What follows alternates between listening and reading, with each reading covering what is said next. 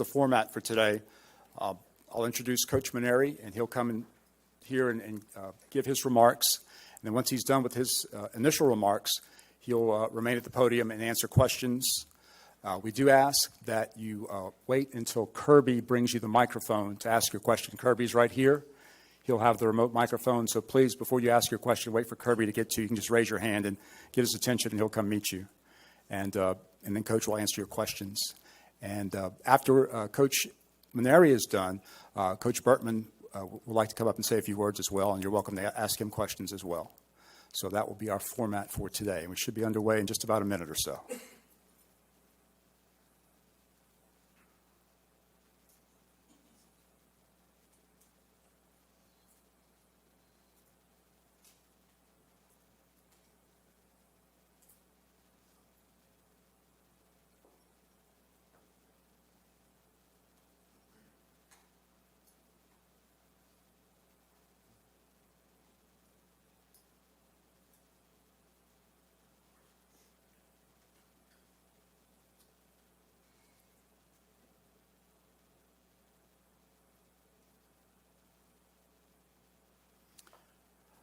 All right, again, welcome once again to what is a celebration of the coaching career, the brilliant coaching career of LSU coach Paul Mainieri. Thank you so much for being with us this afternoon on a very special day in the history of LSU athletics. I know you guys, all who are in this room and everyone who's listening and watching this press conference are very well aware of all of Coach's accomplishments, the numerous titles and milestones and all the wonderful achievements that he and his players and his staff have experienced. So I know those mean a great deal to him, but I know what means even more to Coach Mainieri is the impact that he made upon the lives of the young men that he's coached in 39 seasons. And that, to me, is what makes him a very special individual. So it is with great pleasure and a tremendous honor for me to introduce to you the head coach of the LSU Fighting Tigers, Coach Paul Mainieri.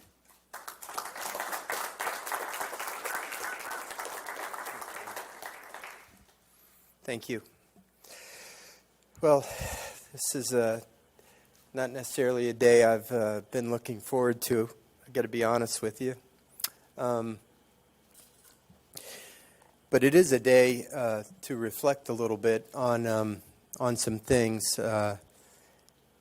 It's been amazing, the outpouring of love and affection that I've been receiving from so many people. I've just been overwhelmed today with text messages and emails and phone calls and so much.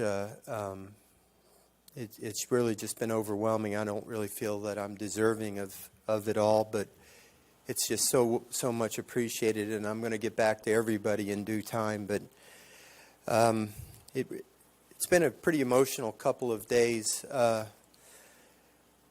Before I talk about how I arrived to this decision, I'll tell you that I'm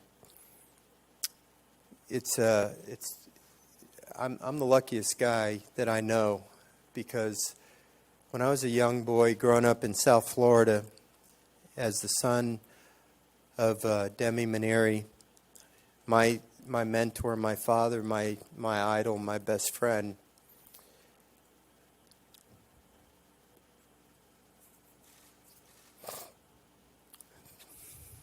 I'll try and get through this. I'm sorry.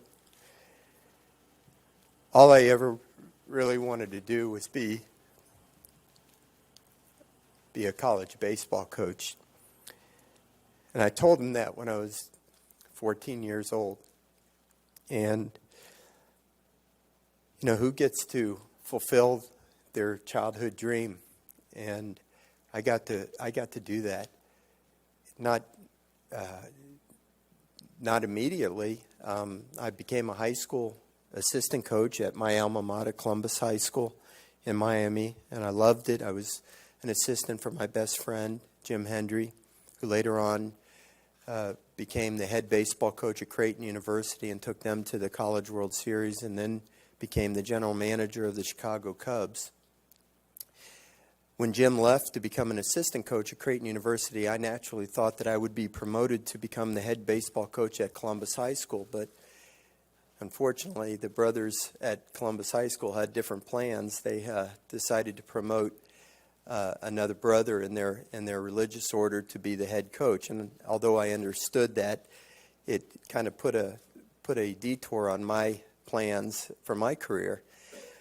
Fortunately for me, there was a small college in Miami. At that time, it was called Biscayne College, later St. Thomas University, where I had received my master's degree. I was getting my master's degree at night, along with Jim, in a sports administration program. And their athletic director was the basketball coach, a man by the name of Ken Stibler. And so the job at Biscayne College was open, and I called Ken Stibler and asked him if he had filled the position. He said he had not, but had somebody in mind, but he had not offered him the job yet. And I was able to convince him to interview me before he offered that other person the job. And then I was able to convince him that a 25-year-old that had never been a head coach, even in high school, that I was the right man for the job. Of course, the job only offered 2 scholarships. It had a terrible field. They had never been a coach there for more than 2 years. They had never had a winning season. But he gave me an opportunity for the grand salary of $3,200. Now, I was the happiest guy in the world because I had fulfilled my dream of becoming a head baseball coach in college. I don't know that Karen was the happiest person in the world for $3,200, but she was so supportive of me because she knew it was my dream to become a college coach. And it was hard, but we did it, and I got to start my career, and I threw myself into it, and that's how it all started. 6 years later, the United States Air Force Academy decided to civilianize their head coaching position, and I was fortunate enough to land that job, and we uprooted the family, 3 small children under the age of 5, and Karen, was awesome, and we moved the family out to Colorado Springs, and I had the great privilege of coaching these cadets who later on were going to become the leaders of our country. What an awesome responsibility, and I was so grateful to have that awesome responsibility to be a mentor to these young men who later on were going to be putting themselves in harm's way to be the custodians of our way of life. And I took that responsibility very seriously. And I'm proud to be able to say that I'm probably the only coach in America that can claim to have, as former players, 4 general officers in our armed forces. And the coach at the Air Force Academy, Mike Kozlowski, is one of my former players after he had a flying career and retired as a major, as a C-17 pilot. So I loved the Air Force Academy as I loved St. Thomas University. And I thought I'd be there forever. And then one day, out of the clear blue, I get a phone call from the University of Notre Dame, from the athletic director. First of all, let me mention the athletic director's name at the Air Force Academy, Colonel John Clune, who unfortunately passed away 1 year after he retired, but he was an unbelievable man and a great mentor for me. Then the athletic director at the University of Notre Dame, Dick Rosenthal, called me out of the clear blue one day and wanted me to come out and talk to him about the job at Notre Dame. There was only one problem. My wife, Karen, was pregnant, literally ready to have a baby any day, my youngest son, Tommy. And so I couldn't go visit with them until she was ready to have the baby. So we had to wait patiently for Tommy to enter our world. And once he did, the next day I flew out to South Bend, and Dick Rosenthal offered me the job.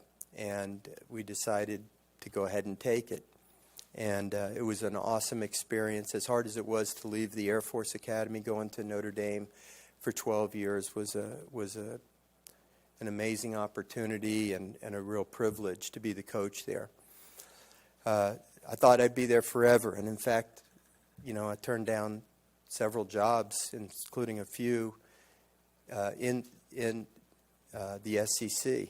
In fact, Skip, is it all right if I let go a little secret? Skip tried to get me to go to the University of Georgia to become the baseball coach at one point. during my time at Notre Dame. Vince Dooley had asked him to find a baseball coach for him, and I was very honored, but decided I was going to stay at Notre Dame. And I was never going to leave Notre Dame. And then one day I got a phone call from Skip Bertman.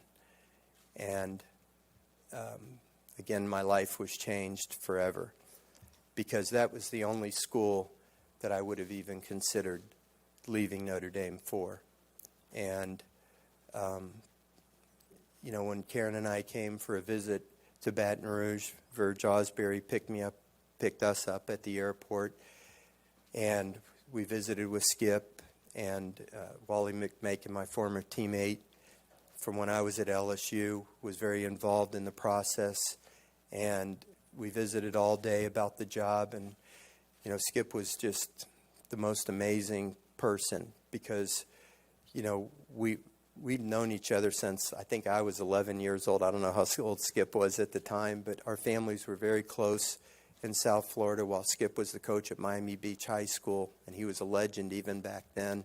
My father was the coach at Miami-Dade North Community College, and I've told the story many times. Everybody thinks that Skip was a great coach, but I can dispel that rumor, because he used to work with me in my backyard with my hitting, and if you ever saw me hit, it would dispel the myth that Skip was a great coach, because I couldn't hit a lick. But our families were close, and Skip followed my career as I followed his down here. And so when I came down, we could have very honest, open conversations with each other about whether or not this was the right thing for him and whether it was the right thing for me. And after spending a day together, we both decided that it was the right thing. And I was so flattered that the greatest baseball coach in the history of our game had so much confidence in me that I was the right guy for the job here. It was impossible for me to turn him down. And, I had people back in South Bend saying, why would you want to go there? Skip is so territorial over the baseball program. He won't let you be the coach. He's going to tell you what to do. And it was exactly the opposite of that. He was an unbelievable mentor for me. He was a great counsel for me. I could go to him with anything. He never tried to push me to do anything, that I didn't want to do.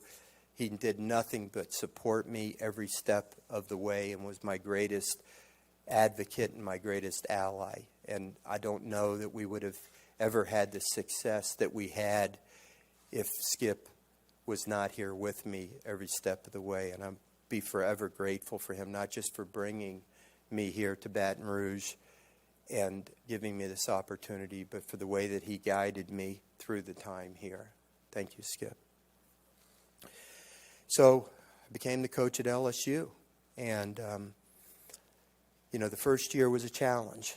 I never worked so hard in my life, and we went 29, 26, and 1. And sometimes, you do your best work when the results don't really show out there on the field, because we really worked hard that first year. And, we had some unbelievable kids. Jared Bradford was probably the most amazing year of pitching that I've ever seen. We won 12 games that year in conference play, and Jared Bradford either won or saved 10 of the games. Michael Hollander was a tremendous leader of that team. He was our shortstop, and he was a gamer. And we had some freshmen that the previous staff had recruited that we played every day. Jared Mitchell, Blake Dean, Sean Ochinko, Ryan Schimpf. And they formed the cornerstone of our team. And we went through some real growing pains that first year. But I knew that we had some talent, but we had to get them into the right frame of mind to act and to think like winners. And it was a process. And some kids stayed and some kids didn't. But the ones that stayed, they bought in to the system, so to speak, and they bought into what I wanted to see out of the LSU baseball players. And then our staff, Cliff Godwin and Terry Rooney, they went out and they recruited a great class. DJ LeMayu, Micah Gibbs, Anthony Renato, and on down the list. It was the number one recruiting class in the country. And we started the 2008 season, and I knew we had a better team. And in fact, I told our team that fall, before we ever played a game in the spring, I said 2008, Anthony's in the room somewhere, and Anthony will remember this. I told the team in August, 2008 season will be the last time that anybody will ever take LSU lightly again, which was a pretty bold comment coming off of a 29-26 season. And we started out rather slowly. In fact, it was not very well. We were 40 games into the season. If I remember correctly, we were 23-16-1. We were 6-11-1 in conference play with 4 weeks to go. But I knew we had a good team. It was just we were this close. One more pitch, one more play, one more at bat. I used to tell the kids, we're this close. And then I'll never forget, on a Tuesday night at Tulane, we had second and third and one out. Matt Clark was up, who had led the country, ended up leading the country in home runs that year. Came up, here's our chance, 8th inning, one out, and Matt Clark strikes out. And you could just feel the dugout just kind of deflate. And then this freshman, DJ LeMahieu, steps up, and like he's doing for the New York Yankees now, smokes a line drive over the second baseman's head for a 2-run single. And all of a sudden, instead of being down 4-3, we're up 5-4. And the dugout's alive. And we go out there in the bottom of the 8th inning, and we shut Tulane down, and then we go to the top of the 9th, and Micah Gibbs hits a 2-run double, and we are up. All of a sudden, we're up by 3, and Paul Bertacini closes them out in the bottom of the 9th inning, and we have this great victory. And I huddled the team up in right field after the game, and I said, see, this is what it took. We just needed that one big hit. We just needed that one big pitch. This is what we're capable of doing. And now we're going to go on a roll. Well, little did I know that was going to be game one of a 23-game winning streak. We didn't lose again the rest of the season. We won all 4 weekend series. We swept through 4 weekend series. We won all the midweek games. We went to the SEC tournament. We swept through the SEC tournament. We swept through the regional. And then we had the super regional for the last games in the historic old Alec Box Stadium against Cal Irvine. And the 23-game win streak gets snapped on opening night. And our backs are against the wall. We either have to win or the season's over and the old box is going to be closed down. And here we are in the 8th inning, losing by 3, I believe. Was it 3, Anthony? I think we were losing by 3. And we start to rally. Leon Landry walks and base hit and base hit. Next thing you know, we're up by 2, and we go to the 9th inning, and Lewis Coleman closes them out, and we win 9-7. And the next night, the place is jammed. I think the fire marshal took the night off because they were people sitting in the stairwells and everywhere else. You couldn't hear yourself think in old Alec Box Stadium. And we hit back-to-back-to-back home runs in the first inning. We hit 7 home runs that night, and we win 21-7 and go to Omaha and close up the old box in the most appropriate way. Now, we didn't win the national championship, but we had a tremendous victory out there when Blake Dean hit a bases-loaded double against Rice to walk them off. But it set the tone for the next season when we started out preseason number 1, and we end up winning the national championship in the first year of the new box. What an amazing 2-year period that was. We never won another national championship, and that was disappointing to me. And I feel like we let down, a lot of people by not doing that. But it certainly wasn't because of lack of effort, and it wasn't because we didn't have great teams. Alex Bregman came in here, and I love that kid like a son, and it kills me that we didn't win a championship when he was here. We won 156 games during his 3-year stretch, an average of 52 a year.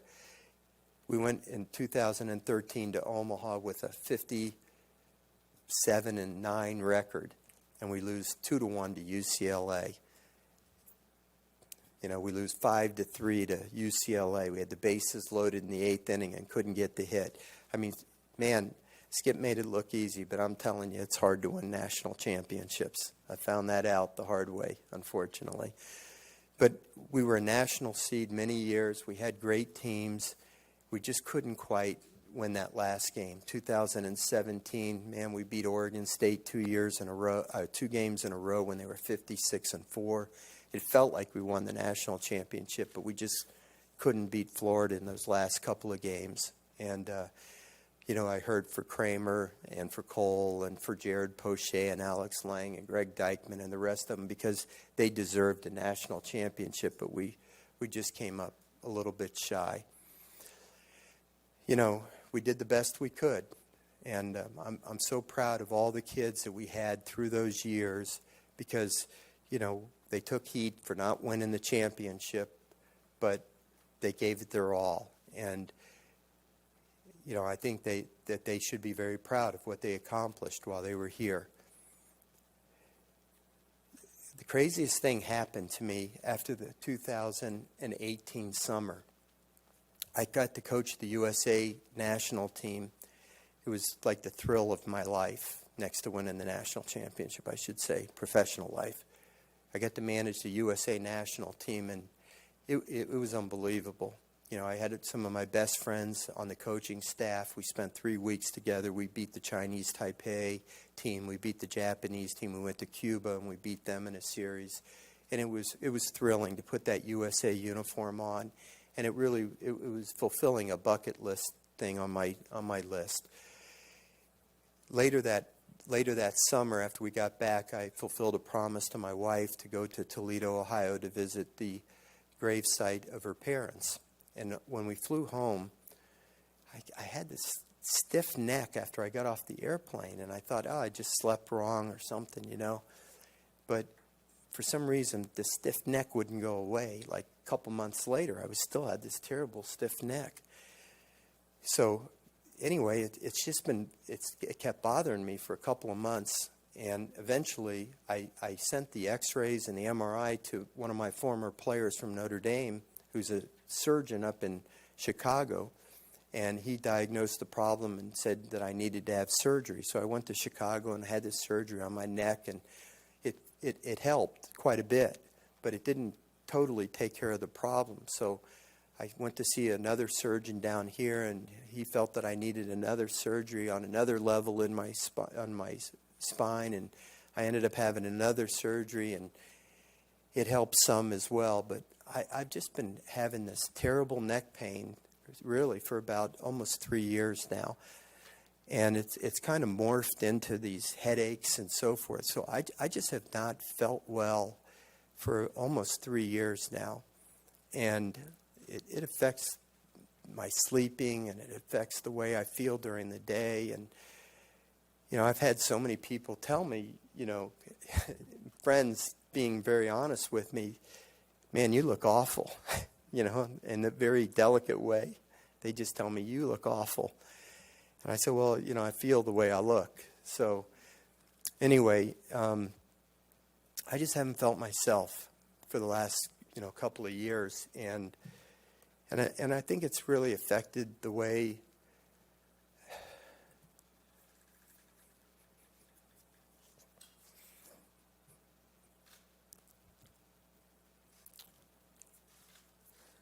sorry. I think it's affected the way I've been able to coach, because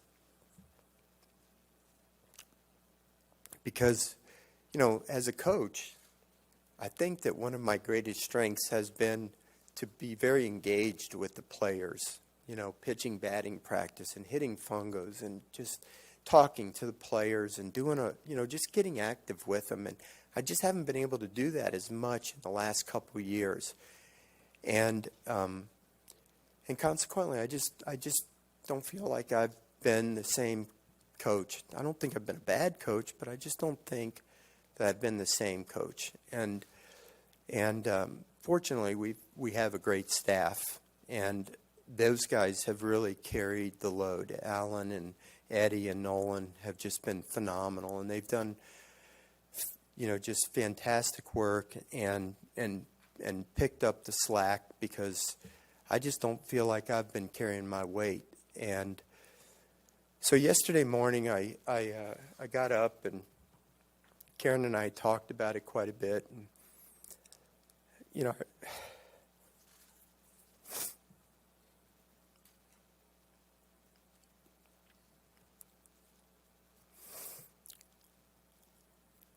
sorry.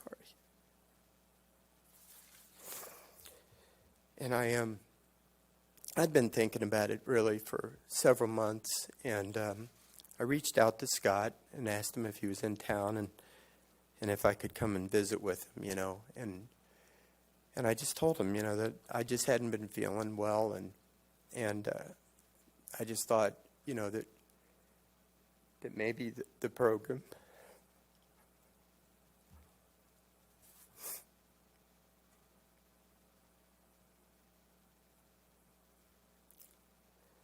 maybe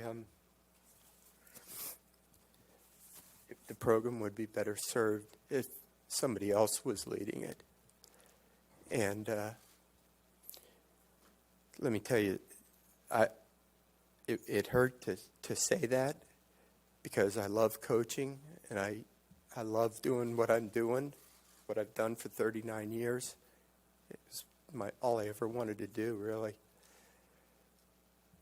And I was worried how Scott would react, but I can't even begin to express to you how fantastic Scott was to me. The compassion that he showed, and what an amazing leader, just a phenomenal person, compassionate, and just made it very easy for me to talk to him about it. And so we agreed that I should step down, and I wanted to talk to him yesterday about it, because I'd been thinking about it long enough. I'd been thinking about it for, really a few months, and it wasn't a snap decision. I thought if I wait until, if we get a bid and we play next weekend and we win next weekend, and then it's a super regional, and then we get to Omaha and so forth, and we keep delaying, and then I take a week to think about it or 2 weeks to think about it, I just feel like I'm setting the program behind, and I didn't want to do that. Kids are going in the transfer portal all the time. Kids need to know what their situation is, and I didn't want to. I wanted to give Scott and his staff a chance to find my replacement in a timely fashion, where the program could be strong for next year, and I think it can be strong. I think there's a really good foundation. I think we can win a regional, and I think we can win a super regional. I think we can still go to Omaha if we get the opportunity next week. And I really do believe we will get the opportunity, and I think we can play well, and I think we can make something out of this year.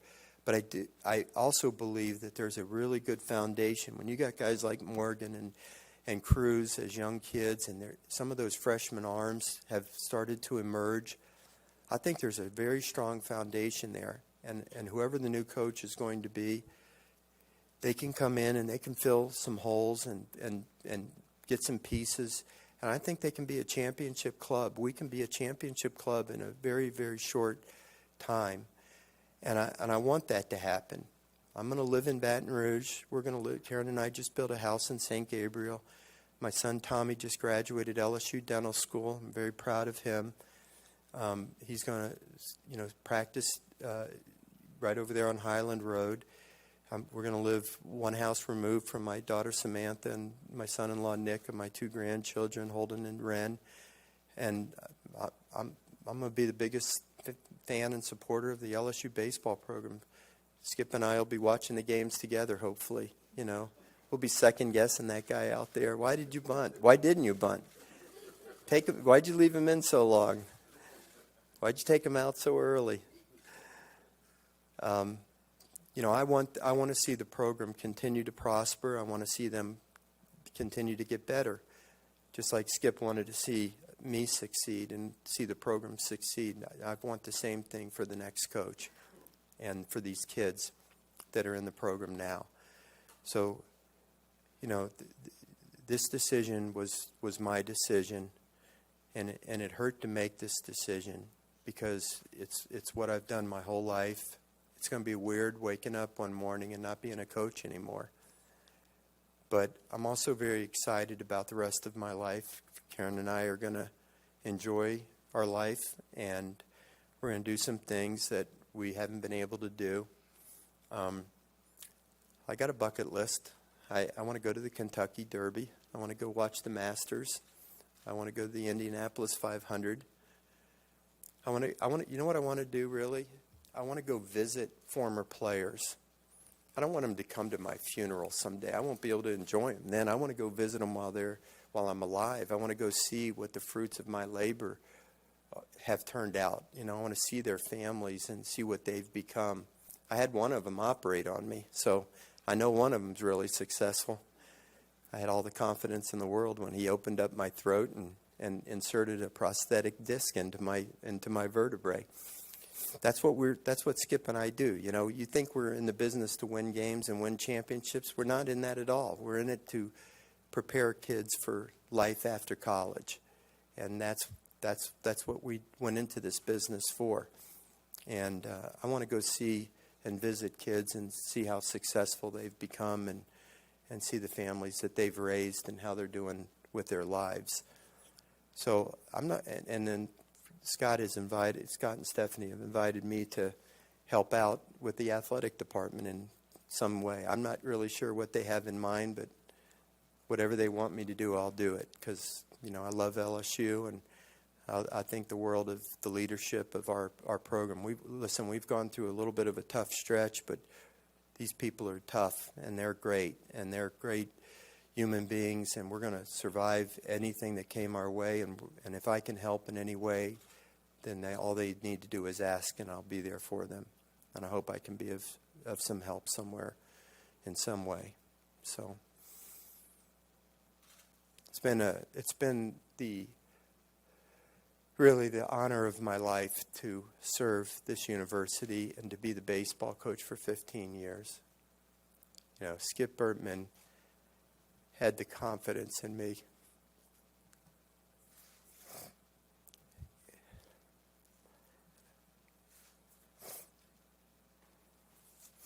I told Skip when I came here that my only goal was to make him proud, and I hope I've done that.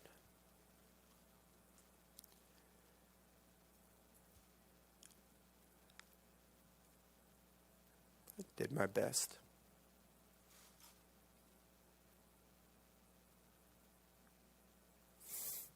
Does anybody have any questions?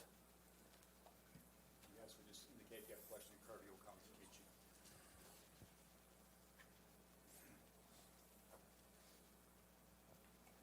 you. Hey, Paul. First of all, congratulations on an incredible career. Thank you. The neck pain, is that really what ended up tipping this? I mean, obviously you just went into it now, but is that really ultimately just what did it? The amount of pain and chronic headaches you've been dealing with this throughout this year in the last 3 years? It's been a lot. It's been a big factor in it, Wilson. I can't say it's the only factor. It's been a big factor. I know you've had neck pain, so you know how debilitating it can make you feel. It didn't. I'm not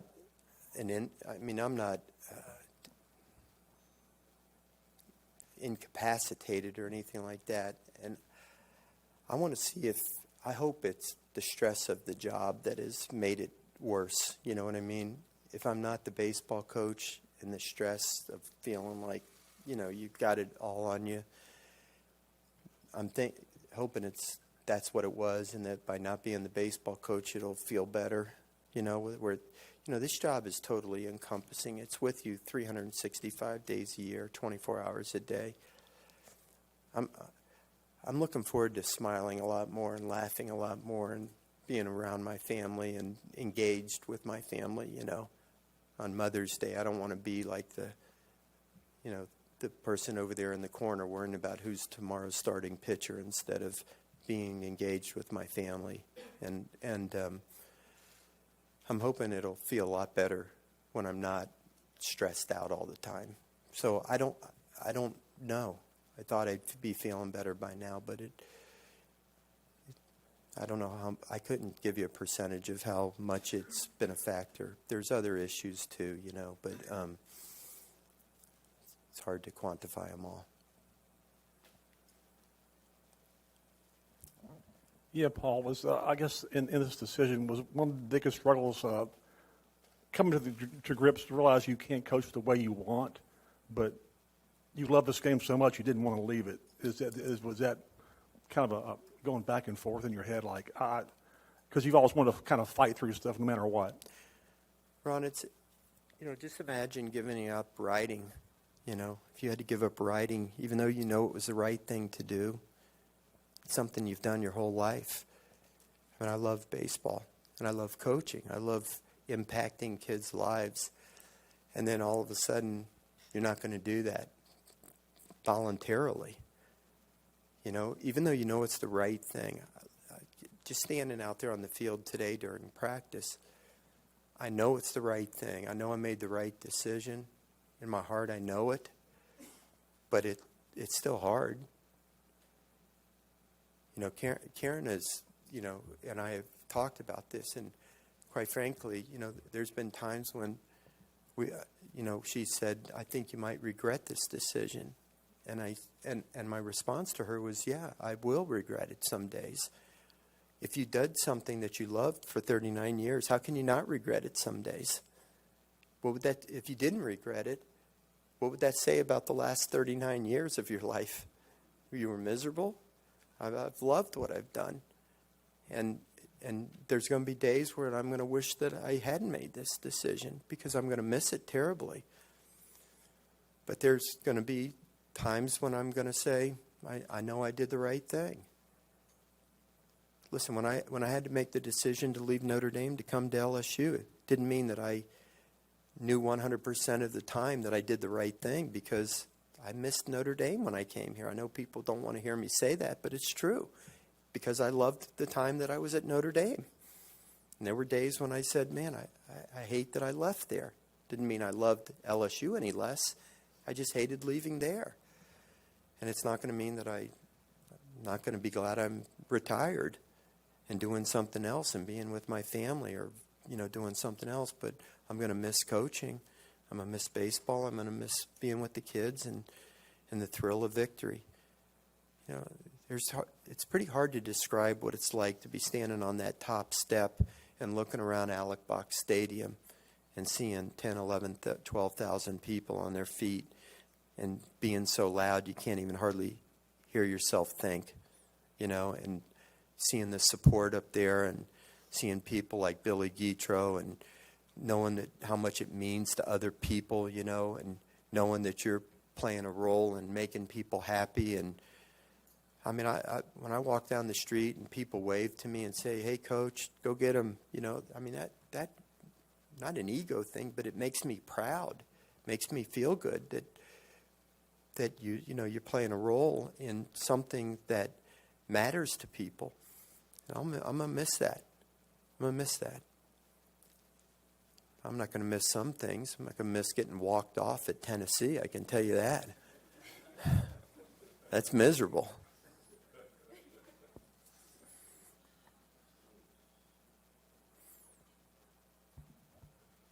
Hey, Coach. Congrats on a great career. Thank you, bud. I'd heard today that you actually went to Coach Bertman's house and told him personally, of your decision. I was just curious, just what made you want to do that, and just I guess talk about how, I know you've talked about it a little bit, but just how much he's meant to you in your career here. Well, if I didn't do that, then there's something wrong with me. The only reason I'm here is because of Skip. I mean, that was a priority for me. First thing I did was talk to my coaches and the rest of the staff. And I talked to them all individually this morning. And then we had a team meeting at 11:30, and I think it was 10:30 when I drove to Skip's house. So I was a little pressed for time, but I couldn't talk to the team until I talked to Skip first. That was a major priority for me. And, I mean, I love the man. You know, he means everything to me. And, you know, like I said, I've known him since I was probably 11 years old, and I've always admired him.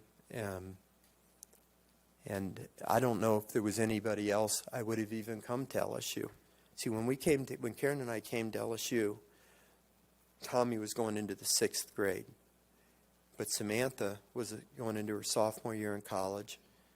Alexandra was going into her senior year at Ball State, and Nick had just graduated from Notre Dame and was going to start a job in the Notre Dame football office. So by us coming to LSU was like sending 3 of our children away at one time. And we had always had our children all around us. I always give credit to Tommy. I told Tommy that if it wasn't for him, even with Skip, I would have never taken the LSU job. We had to have at least one child with us. And if it wasn't for Tommy, we could have never come down here, you know. So, but, you know, Skip was just that person that, you know, I just admired him so much. I respected him so much that when he showed that kind of confidence in me, that he wanted me to be the coach here, that he believed that I was the right person, and he explained to me why he thought I was the right person. I mean, how can you not be so terribly flattered by that, you know? And that combined with the thought of, okay, I think I was 49 years old at the time, and I said to myself, I've always told my players, in the biggest games, you can't be afraid. You got to go out there and you got to let it rip. The big games are yours because you're going to be more confident than the other team, and you're going to go out there and you're not going to be afraid, and you're going to go for the gold. You're not going to be you're not going to be scared. And I kind of looked in the mirror and I thought, man, I better start taking the advice that I give my players all the time, take it personally. I can't not go to LSU because I'm afraid of failure for myself. I might go down there and crash and burn, but I got to take my swings at it. The combination of not wanting to go through life regretting anything and wanting to fulfill Skip's belief in me were the reasons that I took the job at LSU. And I'm so glad that I did. You know, listen, there's been some rough times that, you know, we haven't won every game. We haven't won every championship. We've had a lot of success, but we've had some difficult moments too. But it changed our life forever. All of my children have met their spouses here. Our lives have been enriched by coming to Baton Rouge. We've made friends. You know, everything good has happened to us here. And you got to believe. You got to believe in yourself, and you got to go for it. And that's the message I always give to our players. Without great risk does not come great reward. Coach, on behalf of the media that's here and not here, I'm sure we would all like to thank you for your time and your patience. Thank you. And your education that you provided us throughout the years. Congratulations to your family as well for getting their father and husband back. But how did the meeting go with your team? And how do you see the rest of this season now that you have this announcement? How do you see the rest of this season unfolding? Well, it was hard to talk to the team, you know. I mean, it was, you know, when we recruited those players, really Nolan did most of the work. And Eddie and Alan, of course, contributed greatly. But when we recruited the players here, it was my intention to see them all through their career. I had 3 years left on my contract. So I didn't want them to feel like I lied to them. And I apologized to them for that. It was not my intention to retire this year when I recruited them. And I didn't want them to lose respect for me, to think that I missiled them in any way. So I asked for their forgiveness for that, number one. But number two, I also told them that LSU is LSU, and the leadership of the athletic department is the best there is, and they are going to go out and find the very best baseball coach in the country to come to LSU. I have no doubt about that. So they should not be alarmed at all that Paul Mainieri is leaving, because they're going to find a great baseball coach, and they should be very confident in that fact for the rest of their career here. And the next thing we talked about was, that on Monday there's going to be a selection committee, and I'm proud of our team. Look, we didn't accomplish what we typically accomplish at LSU during the regular season and the SEC tournament, but I'm also proud of them because there were times when they could easily given up, and we haven't given up. We didn't accomplish everything we should have. There's certainly areas that we could have done better in, but they didn't give up. And if we get an opportunity to get in the NCAA tournament, I feel very confident that this team is going to go out and play their hearts out next weekend. And I'm all in. I'm not retired yet. The season is not over yet. I believe wholeheartedly that we'll get a bid, and if we do, the coaching staff is going to be totally engaged, and wherever we get sent, we're going to go out there and play like LSU Tigers are supposed to play. And I believe we can win a regional, and then we'll think about a super regional after that. So I think the guys had a great practice today, and we're going to practice again tomorrow. We'll take Sunday off, and then we'll watch the selection show on Monday, and hopefully our name will get called. If it's not called, then we'll deal with it at that time. Eric, what are you doing here? Jeez. Hey, Coach.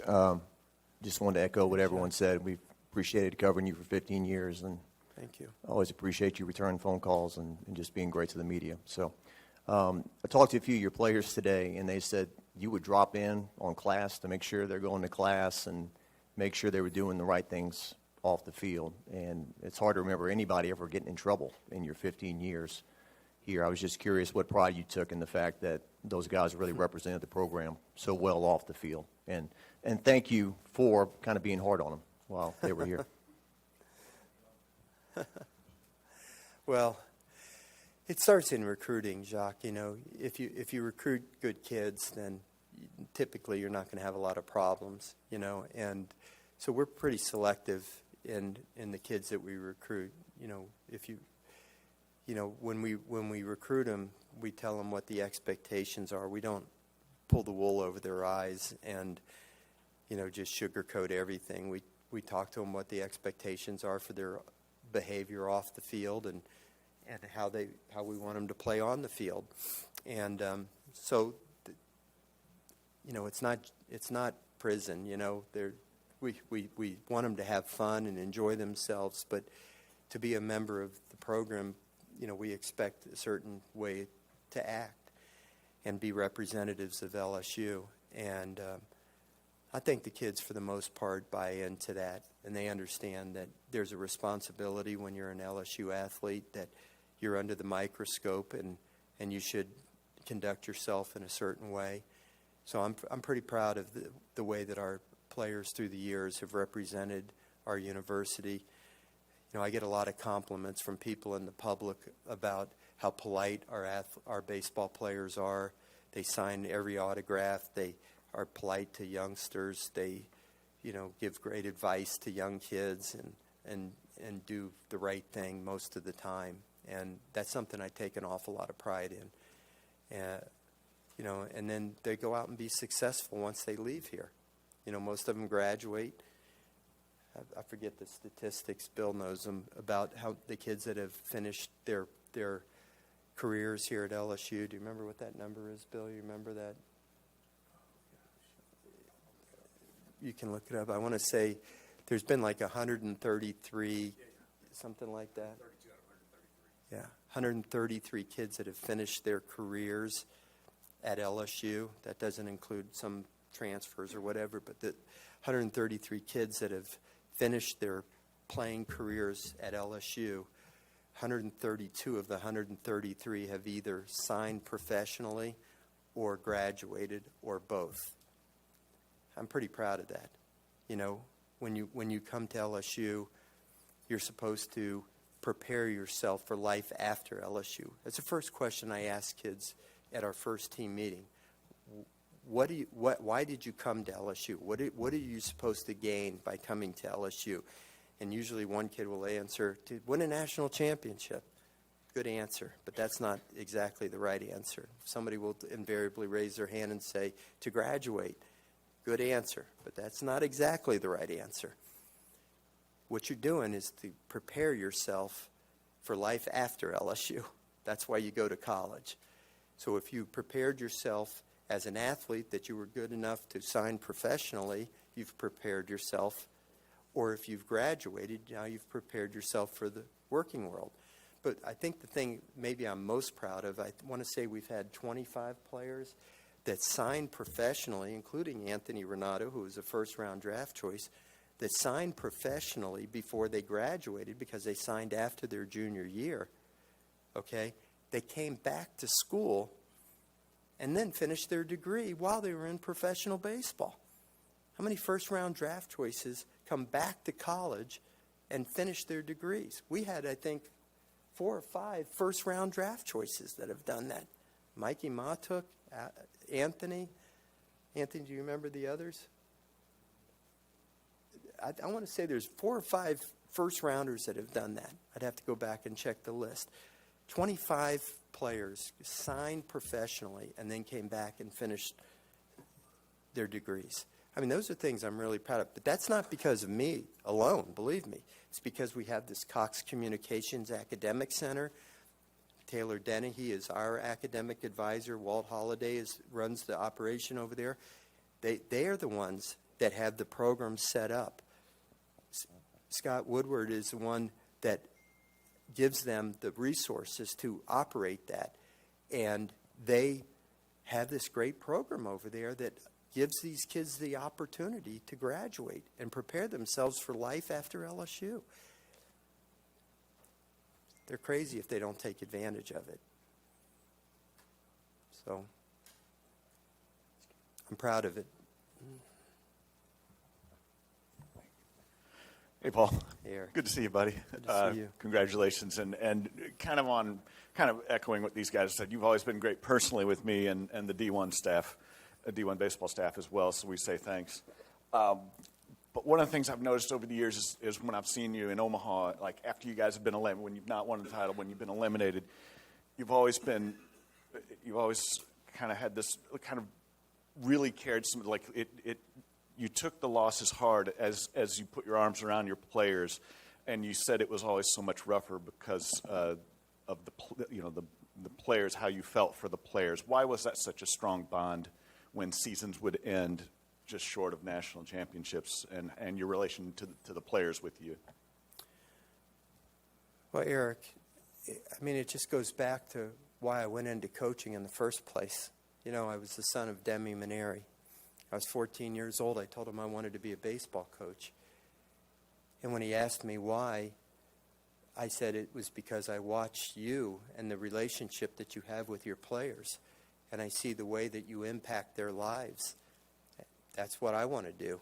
I want to impact young people's lives. So whether I coached at St. Thomas, whether I coached at Air Force, whether I coached at Notre Dame or LSU, listen, the pressure to win ratcheted it up with each passing job. But my vision of coaching never changed. It was always about the kids for me. I was a teacher and an educator first and foremost. A lot more people cared about the program at LSU than they did at St. Thomas University. I'm talking about externally. But that didn't change the fact that I was a teacher and an educator of young people. And I'm teaching life lessons with those kids. And sometimes their life lessons are taught by disappointment and failure.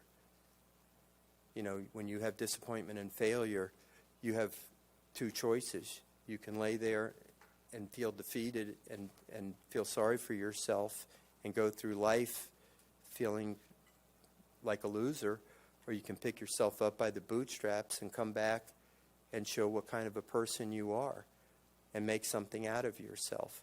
Who's supposed to teach them those lessons? That's what the coach is supposed to do. And that's the role that I thought I had. So it's hard sometimes because you're disappointed as a coach, and you're going to be criticized because you're the one being held responsible for everything. But you can't ever forget that as the coach, you're supposed to be there for the players. That's your number one responsibility. Sometimes we lose sight of that, I think, in our profession. I hope I never did. I don't think my father would have ever let me. Paul, as you sort of mold this decision, was there any sort of element this year of you and your family trying, you didn't know if it was going to be the last one, but in case it was, trying to savor as much of it as y'all possibly could? Wilson, I did. I tried to, and I kept getting that advice from my oldest son, Nick. My oldest son, Nick, is wise beyond his years. When I was going through the decision of coming from Notre Dame to LSU, he was really my counsel. It's amazing. Fathers are supposed to be the counsel for their children, but my son, Nick, was great. He graduated from Notre Dame, and he was wise beyond his years, and he counseled me through it. And even as this year was unfolding, and I would kind of talk to him about how I was feeling about things, and he would say, "Dad, just go out there and just enjoy each and every game, But then what would happen is you'd get into the heat of battle. I hate to use the word battle because it's not war, it's just the competition, the heat of competition. And you want to win so badly. I just got off the phone with one of my mentors, Ron Maestri, my coach from the University of New Orleans. And I didn't curse him out, but I said, "Mace, you're the one that I need to blame for who I am." I said, "I played for you for 2 years, and you made every damn game seem like it was the most important game ever. Like we had to win every damn game, every inning. More so than even my own father. You were so intense, and I took that gene from you. And it aged me, Every single damn game was like the end of the world." Skip coached against Mace. You know how he was, right, Mace? Every pitch, every game. And that's how I was. I may not have shown it externally, but that's how I was.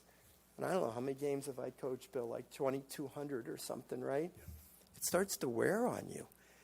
But yet, even at the end, even as I was feeling like this was going to be my last season, and I just try to enjoy it and smell the roses, you want to win the damn game so bad, that it was hard to just sit back and say, "Oh, isn't this lovely? We're playing a baseball game, and what a beautiful stadium." And you want to win, and you want your kids to play well, and you want them to taste the fruits of victory.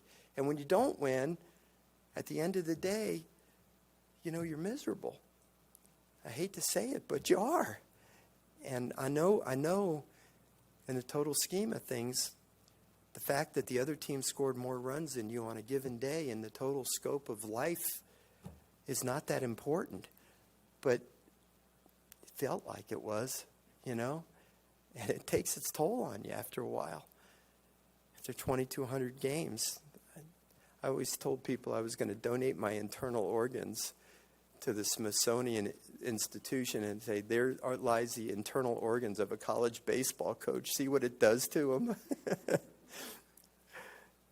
It takes its toll on you, when it matters so much. You put so much into it.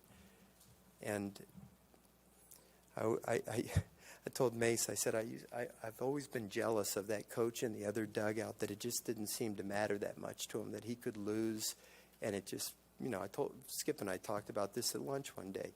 Some coaches, you play against them and you beat them, and they come over and they're smiling and laughing and shaking hands, and it's like it didn't even bother them that they lost. Me, I'm like, I'll be gracious, but then I want to rip my hair out after a loss, My family knows that. I'm not very good at losing. Unfortunately, I've had a lot of practice at it, but I'm still not very good at it. But it's who I am, You put so much into it, and you want to win. I don't apologize for it. I do it within the rules, but if you're going to put all that effort into it, you might as well try to win, right? That's the way I always looked at it. Coach, again, congratulations on the retirement. Everybody knows about Skip Bertman, and, there's a generation now that grew up just knowing you primarily for LSU baseball. What does that mean to you? Wow. I hadn't really thought of that at all, to be honest with you. Skip is the father of modern LSU baseball. He's the greatest of all time. And, I just felt like I was the custodian of this baseball program. I honestly felt that way. I never came here with the idea that I was going to ever be greater than Skip Bertman. I did want to be the second best coach in the history of LSU. I'll be honest with you about that. Never thought I'd ever pass him, and I certainly didn't. Okay, but I hope I kept the program respectable. And I mean, we've had, certainly I hope my legacy is not tied to the results of what happened this year. This was not a standard that we are used to here at LSU, at least up to this point. It's not over yet, hopefully, okay? But, I'm proud of a lot of the accomplishments that we've had. We've had some good things happen during my time here. We've had some special moments. One day I'll reflect back on them and be pretty proud of a lot of the things that we did.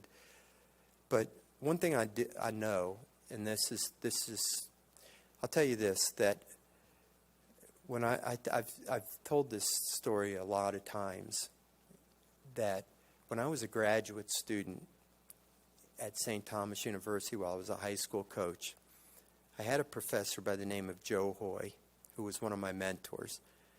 And during one class, he gave all the students a poem. And I don't remember the entire poem, but the name of the poem was The Indispensable Man. And there was one stanza that I remember. Is that what you call a paragraph in a poem, a stanza? Okay. But I'll paraphrase it to some degree, okay? He said, if you want to know how indispensable you are, fill a bucket with water, clench your fist, stick your fist into the bottom of the bucket of water, and then remove your fist. The hole that remains will be how much you'll be missed. And I've always remembered that. In other words, the clock will move forward. Scott and Stephanie will find a new baseball coach. LSU baseball will go forward. I will become history. That maybe some people will remember me and maybe they won't. And that'll be okay.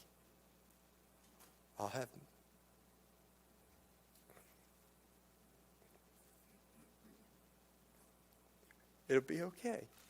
Really. I'll have my family. I did the best I could. It gave me a great life. I got to fulfill my dream. I was honored to be the coach here. And, I didn't accomplish what Skip accomplished, but we did okay. And if people want to remember me, they'll remember me. And if they don't, so be it. But, I'm not indispensable. I want the program to be great. I want the new coach to come in here and do better than I did. And I hope he does. And I'm just really proud of the fact that I got to be the coach here for 15 years. I've enjoyed it. I've loved it.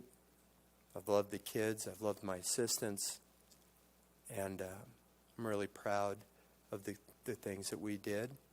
I'm proud of what we've produced as players and human beings that have gone through the program, guys like Anthony and his teammates. I'm glad we got to win a championship.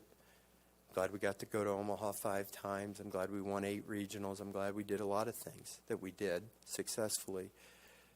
But life will go on, and glad I got to be a small part of the history of LSU baseball.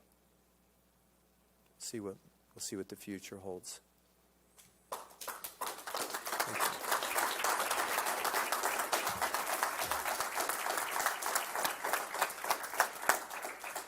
Coach. As I said earlier, first of all, thanks to Coach Mainieri, and Coach Bertman would like to speak and say a few words about Coach Mainieri as well. And he said he'd be welcome to any questions you might have before we wrap up. So I'll turn it over to Coach Skip Bertman.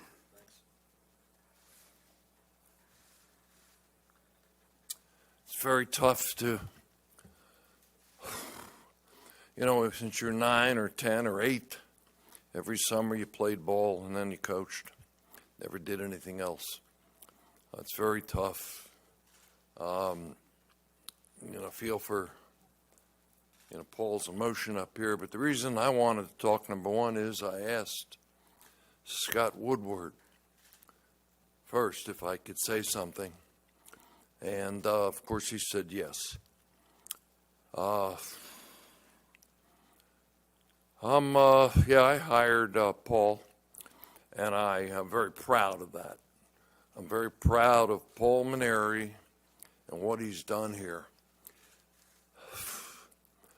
It isn't just measured in this national championship, but it's kind of silly. It's measured in the young men and how they do. Well, his graduation rate is about as close to 100% as you could possibly be. He's never had a problem. The NC2A, he's never had a problem with media or any of you people. His family, God bless you, Karen, and the children and grandchildren. He managed to have this kind of pressure and still be able to take care of his family. Not all coaches can do that. Not all coaches have the tension, visibility that you have in baseball here at LSU. He wanted to win every game. And, there's a lot of tension in that. But I respect that very much. Not all coaches do that. I respect him as a person. He has been a beacon of, a role model for the players that have been here.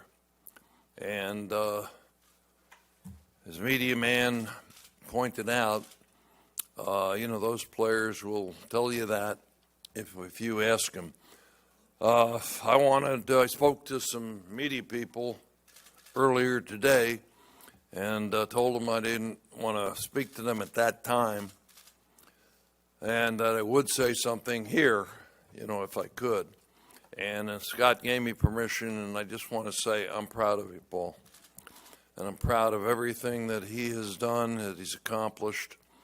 I'm proud of, all the players that he's put out there. I'm proud of all the coaches that have been put out there.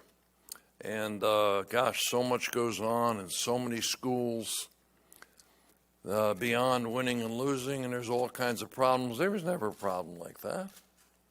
Wasn't even close. I mean, you can't just be a coach here, in 150 years of baseball. You pick up a lot of stuff, but Paul's a man. He's a pro. He spoke to me. He spoke to his coaching staff. He spoke to the kids. So he did it right. He could have waited a longer time, but that's better for the school, for Scott, that he didn't do that. He's done everything with class, dignity, and I'm proud of what Paul has done as my hire here at the university. And I love you, Paul, and I love the family and the way that they've managed. I'm also very happy for Scott, the AD, who wants to keep Paul. He's a man with immense talent beyond coaching baseball. I mean, he can be a second party to a Tiger Athletic Foundation or an athletic development officer and go to lunch and close the deal. I mean, he can do a bazillion things that we need here. And I'm really proud that he's going to be here, and you're right. Paul and I will now be watching the games together, as I've never missed many games here on TV or on the radio. And I'm very excited about Paul. That's a wonderful record. Let me say this.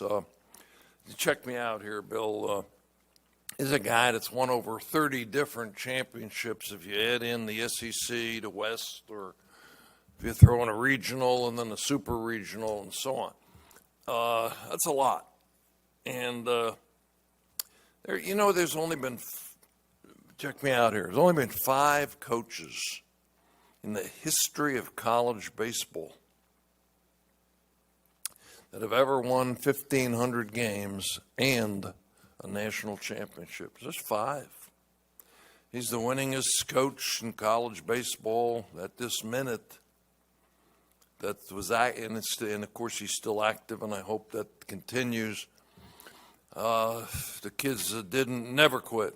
They really played like they always have, for Paul and his staff, with a lot of intensity. And they've always carried themselves outside with a lot of dignity. And it's tough to lose and walk through that gate. And there's 50 people that ask you for pictures or autographs. Paul's players stood up. I watched them. And they did that. And so it's stuff beyond W's and L's, although Paul's got a lot of wins and losses and did very well. But he's done all the other things, tremendous. And I just wanted to say I'm proud of you. Does anybody have a question for me about Paul? Because that's all I'm talking about. Okay. All right. Thanks a lot. Wilson, or a question or something? Just, you obviously, like you said, you hired Paul. Could it have gone much better than this? Is this what you envisioned when you hired him? Could it have gone much more better than this? The question was, what did you envision when you hired Paul?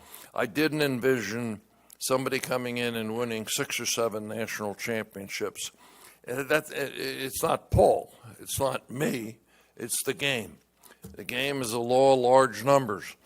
All right, and you put your pitcher out there and ump calls a pitch, and one day he calls it a strike, but the next pitch it's a ball. It's a 50-50 type pitch. All right.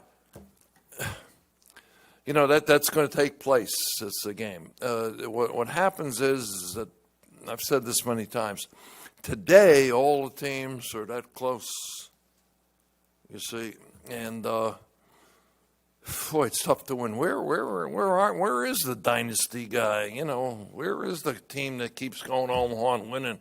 Where is he? Nobody's done a better job than Paul's done in 15 years, and that includes all staff, players, and graduation, wins and losses and other things, and taking care of his family and being a great beacon in the community. He did that. You can't do it any better. I'm sorry. Anybody else? Thanks, Bill. Thanks, Scott.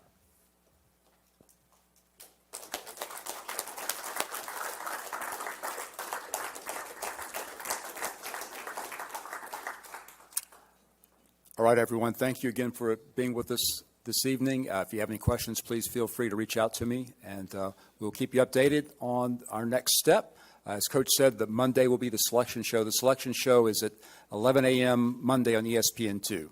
So we'll have